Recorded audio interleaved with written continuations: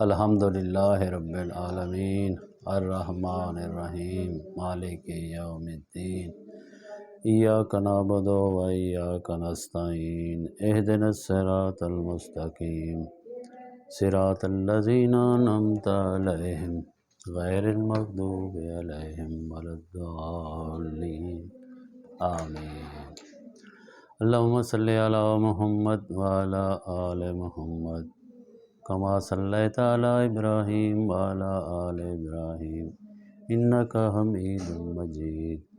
اللہم بارک علی محمد وعلی آل محمد کما بارکت علی ابراہیم وعلی آل ابراہیم انک حمید مجید۔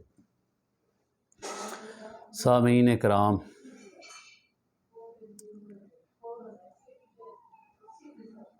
نماز کی جو اہمیت رسول اللہ صلی اللہ علیہ وآلہ وسلم نے ہمیں بتائی اور جس کا ذکر قرآن مجید میں بار بار ہوا، کیا ہم نماز کو اتنی اہمیت دیتے ہیں یا صرف ہم ٹوٹل پورا کرتے ہیں کہ بس ٹائم ہوا اور نماز وضو کیا اور نماز پڑھی؟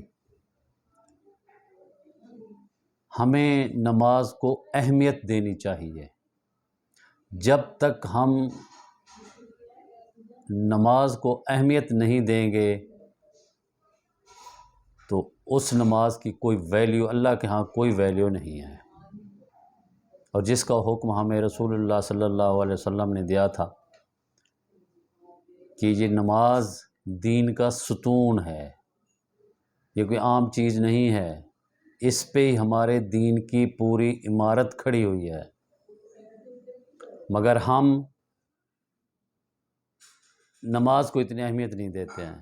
بس ٹوٹل پورا کیا، پھٹا پھٹ رکوع سجدے کیے اور جان چھڑائی۔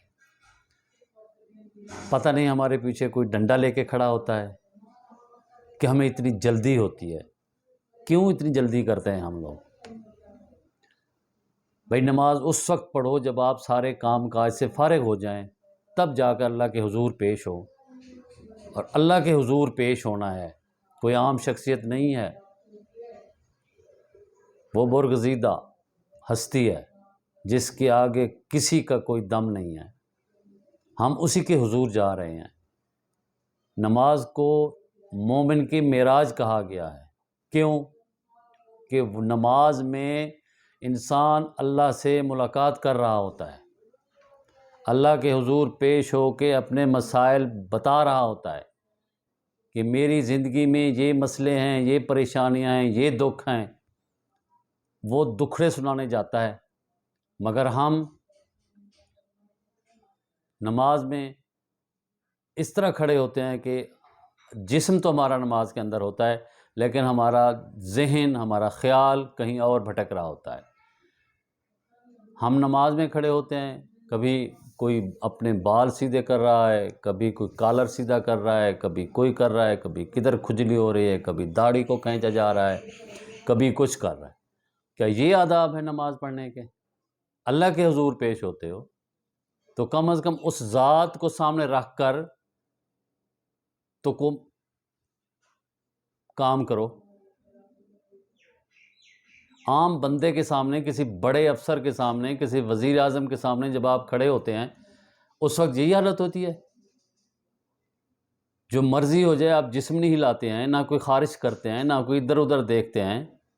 بڑے بڑے لوگوں کو دیکھیں نماز میں کھڑے ہوتے ہیں، چوری سے ادھر کوئی دیکھ رہا ہے، کوئی ادھر دیکھ رہا ہے، کوئی ادھر دیکھ رہا ہے۔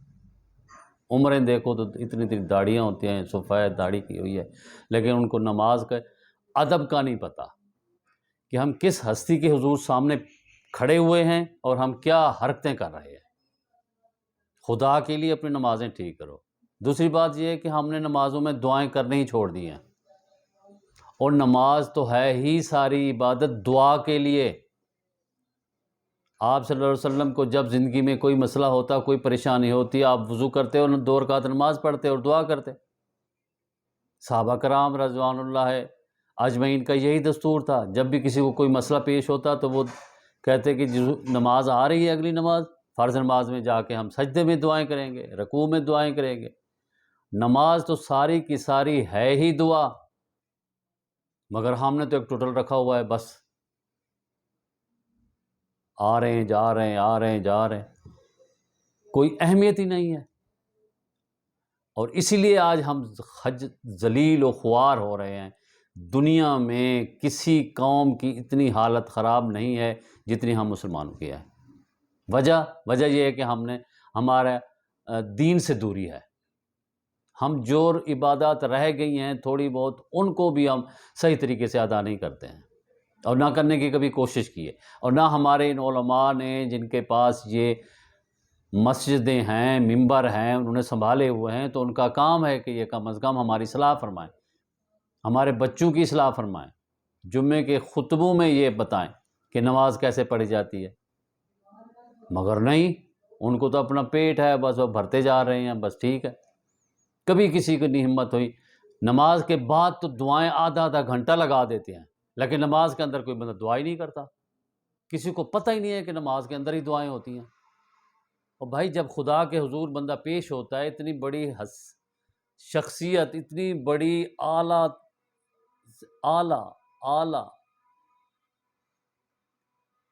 کے سامنے، اب جب آپ پیش ہوں، جب آپ کھڑے ہوں، اللہ کے حضور پیش ہوں، تو اپنی فریادیں، اپنی تمام مشکلات اللہ تعالیٰ کو بتائیں، یا اللہ میری یہ مشکل ہے، یا اللہ میری یہ مشکل ہے۔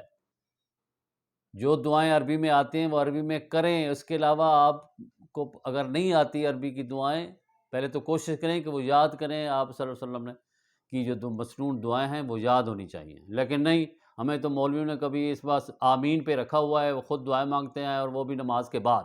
نماز کے اندر کبھی کسی نے کہا ہے کہ آپ دعا مانگیں؟ بس وہی سبحان ربی الاعلیٰ، سبحان ربی العظیم، وہی اللہ اکبر، بس آ رہے ہیں جا رہے ہیں۔ اور خدا کے لیے نماز کے اندر دعائیں مانگا کریں، اپنے مسائل اللہ کے حضور پیش کریں، تب جا کے تمہارے مسائل بھی حل ہوں گے، اور تمہیں پتہ چلے گا کہ میں نے نماز پڑھی ہے۔ اپنے دل کا بوجھ جو بھی ہے وہ نکالیں، اللہ کو بتائیں، اپنی مشکلات بتائیں۔ اب بتاؤ گے نہیں، اللہ تو جانتا ہی ہے، لیکن اپنے منہ سے کچھ پھوٹیں، کچھ بتائیں، کچھ مانگیں۔ وہ ایک ایسی ذات ہے جو یہ کہتی ہے کہ جو مجھ سے نہیں مانگتا، اللہ تعالیٰ فرماتے ہیں کہ میں اس بندے سے ناراض ہوتا ہوں۔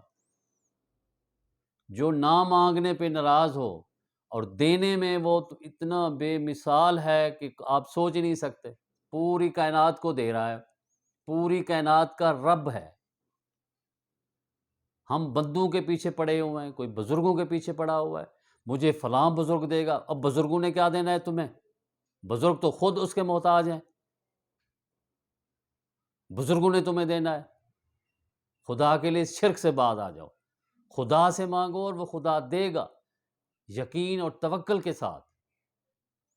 زندگی کے مقصد کو سمجھیں، اور عبادات کا مقصد کیا ہے۔ آپ صلی اللہ علیہ وآلہ وسلم جب بھی کوئی عبادت کرتے، اس کے اندر ہی وہ دعائیں کرتے تھے۔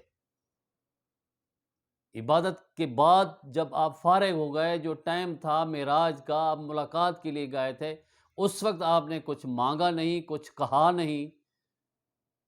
جب نماز سے فارغ ہو گئے تو پھر آدھا گھنٹہ ہاتھ اٹھا کر دعا مانگنا، یہ نہ تو کسی سنت سے ثابت ہے اور نہ کسی کا کوئی طریقہ تھا۔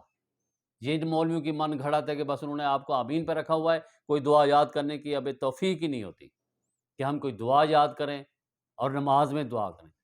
امام ابن القیم فرماتے ہیں، ان کی کتاب ہے زاد المعاد، ان میں وہ فرماتے ہیں کہ نماز میں ہی 7 مقام ہیں جہاں آدمی دعا کر سکتا ہے۔ ویسے نماز تو ساری ہی دعا ہے، لیکن وہ خاص مقام ہے جہاں اللہ کے رسول نے دعائیں کی ہیں، اور ہمیں بھی حکم ہے کہ ہم بھی دعائیں کریں۔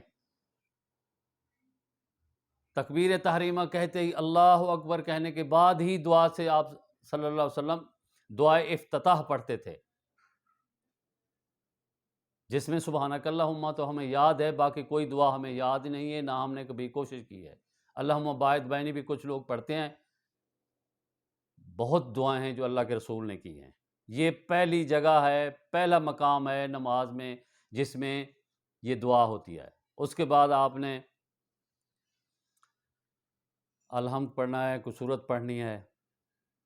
پڑھنے کے بعد اگر آپ وتر کے قنوت میں ہیں، نماز میں بھی قنوت آپ صلی اللہ علیہ وسلم کرتے تھے، تو جب آپ الحمد کے بعد سورت پڑھ لیتے ہیں تو اس کے بعد بھی آپ ہاتھ اٹھا کے دعا کر سکتے ہیں، جس طرح کہ ہم وتروں میں کرتے ہیں، وتروں کی آخری رکعت میں ہاتھ اٹھا کے دعا پڑھ رہے ہوتے ہیں نا۔ تو اس لیے وہاں دوسرا مقام ہے دعا کرنے کا، وہاں دعا کریں اور اللہ کے حضور گڑ گڑا کے دعائیں کریں، اپنے گناہوں کی معافی مانگیں، تب جا کے معافی ملے گی۔ پھر تیسرا مقام ہے کہ اب جب آپ رکوع میں جاتے ہیں، رکوع میں بھی دعا مانگی جا سکتی ہیں، اللہ کی عظمت بھی بیان کریں اور ساتھ دعا بھی مانگیں۔ سبحانک اللہم و بحمدک استغفرک و اتوب الیک، سبحانک اللہم و بحمدک رب اغفر لی۔ تو چھوٹی چھوٹی دعائیں ہیں، آپ یہ ضرور مانگا کریں، تب جا کے اس نماز میں جان بھی پیدا ہوگی اور تمہارے جو اندر کا جو بھرا ہوا ہے، جو مانگنے کی وہ استطاعت ہے، وہ آپ نکالیں گے، روئیں گے، گڑ گڑائیں گے، تو اللہ تعالیٰ آپ کو معاف فرما دے گا۔ پھر رکوع کے بعد جب آپ کھڑے ہوتے ہیں، سیدھا کھڑے ہوتے ہیں، تو وہاں سمع اللہ لمن حمدہ، اللہم ربنا ولک الحمد، یا ربنا ولک الحمد، یہ پڑھنے کے بعد پھر دعائیں ہیں۔ آپ صلی اللہ علیہ وسلم نے بڑی لمبی لمبی دعائیں کی ہیں، وہاں دعا کریں۔ پھر اس کے بعد آپ سجدے میں جاتے ہیں، سجدہ ہی اس نماز کا سب سے اہم رکن ہے، وہ سجدہ ہے، اور سجدے میں آپ بہت زیادہ دعائیں کیا کریں اور اللہ سے گڑ گڑا کے رو رو کے دعائیں مانگا کریں، تب جا کے تمہاری دعائیں قبول ہوں گی۔ اللہ کے رسول علیہ الصلوۃ والسلام نے فرمایا ہے کہ سجدے میں مانگی ہوئی دعائیں کبھی رد نہیں ہوتی۔ سجدے میں بہت زیادہ دعائیں کیا کریں، جب دل کا بوجھ ہلکا ہو تب جا کے آپ سجدے سے اٹھیں اور پھر بیٹھیں۔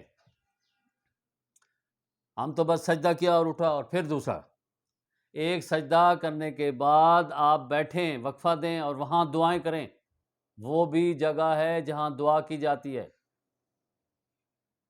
اللہم اغفر لی ورحمنی واہدنی وعافنی وارزقنی، تو یہ دعائیں ہیں، چھوٹی چھوٹی دعائیں ہیں، آپ یہ دعائیں کریں، نماز کو اہمیت دیں، نماز کو نماز سمجھیں، وہ طریقہ اپنائیں جو محمد رسول اللہ صلی اللہ علیہ وسلم کا تھا اور صحابہ کرام، اہل بیت کرام وہ نمازیں پڑھتے تھے، اس طریقے پہ چلو۔ پھر دوسرا سجدہ، پھر سجدے میں دعائیں، پھر 2 سجدے دینے کے بعد آپ تھوڑی دیر کے لیے جلسہ استراحت کے لیے بیٹھیں، پھر اس کے بعد جا کے کھڑے ہوں، پھر آپ دوسری رکعت، پھر آخر میں تشہد، جب آپ اتحیات پڑھ لیں، درود شریف پڑھ لیں، تو اس کے بعد پھر جتنی مرضی دعائیں مانگیں اور مانگتے چلے جائیں، جب تک آپ مانگیں گے نہیں تو آپ کے مسائل حل نہیں ہوں گے۔ مانگنے سے کچھ ملتا ہے، اللہ تعالیٰ ہر چیز جانتا ہے، لیکن انسان کو اس کی توفیق دے کہ وہ مانگے۔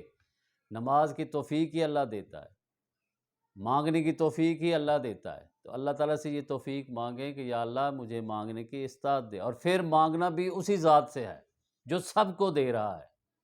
ہم پیروں فقیروں کے پیچھے بھاگ رہے ہوتے ہیں، میرا فلاں پیر، میرا 12ویں والا، میرا 11ویں والا، میرا یہ کر دے۔ ان لوگوں نے کیا کرنا ہے تمہارا؟ ان لوگوں نے تمہیں کیا دینا ہے؟ وہ جو خود محتاج ہیں، اس ذات سے مانگو جو سب کو دے رہی ہے، سب کا رب ہے، وہ سب کا پالنے والا ہے۔